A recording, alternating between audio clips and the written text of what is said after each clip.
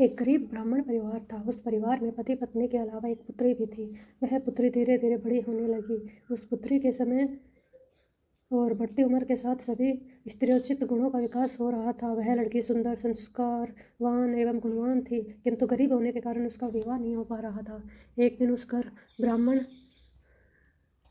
ब्राह्मण के घर एक साधु महाराज पधारे। वो उस कन्या के सेवा भाव से काफ़ी प्रसन्न हुए। कन्या की लंबी आयु का आशीर्वाद देते हुए साधु ने कहा कि इस कन्या के हथेली में विवाह योग्य रेखा नहीं है। तब ब्राह्मण दंपति ने साधु से उपाय पूछा कि कन्या ऐसा क्या करे कि उसके हाथ में विवाह योग बन जाए। साधु ने कुछ देर विचार करने के बाद अपनी अंतर्दृष्टि से ध्यान करते बताया कि कुछ दूरी पर एक गाँव में सोना नाम की धोबिन जाति की एक महिला अपने बेटे और बहू के साथ रहती है, जो बहुत ही आचार विचार और संस्कार संपन्न तथा पति परायण है।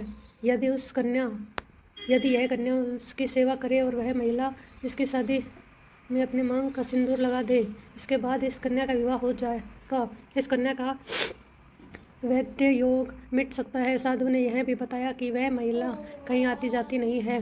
यह बात सुनकर ब्राह्मणी ने अपनी बेटी से धोबिन की सेवा करने की बात कही। अगले दिन कन्या प्रातःकाल ही उठकर सोना धोबिन के घर जाकर साफ सफाई और अन्य का सारे कार्य कर घर वापस आ गई। एक दिन सोना धोबिन अपनी बहू से पूछती है कि तुम तो सुबह ही उठकर सारे काम कर लेती हो और पता भी नहीं चलता। बहू ने कहा, माँ जी, मैंने तो सोचा कि आप ही सुबह उठकर सारे काम खुद ही खत्म कर लेती हो। मैं तो देर से उठती हूँ। इस पर दोनों सास बहू निगरानी करने लगी कि कौन है जो सुबह ही घर का सारा काम करके चला जाता है। कई दिनों के बाद धोबिन ने देखा कि एक कन्या मुंह अंधेरे घर में आती है और सारे काम करने के बाद चली जाती है। जब वह जाने लगी तो सोना धोबिन उसके पैरों में गिर गई।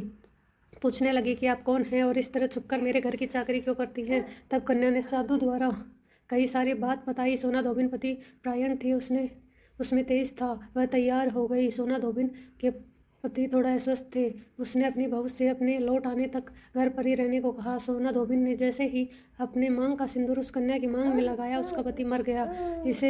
इस बात का पता चल गया। वह घर से निराजल ही चली थी, यह सोचकर कि रास्ते में कहीं पीपल का पेड़ मिलेगा तो वह बहुरी देखकर और उसकी परिक्रमा कर ही जल ग्रहण करेगी। उस दिन सोमवती अमावस्या थी। ब्राह्मण के घर मिले हुए पकवान की जगह उसने ईंट के टुकड़ों से 108 बार भौरी देकर 108 बार पीपल के पेड़ की परिक्रमा की और उसके बाद जल ग्रहण किया। ऐसा करते ही उसके पति के मुर्दा शरीर में वापस जान आ गई। धोबिन का पति वापस जीवित हो उठा।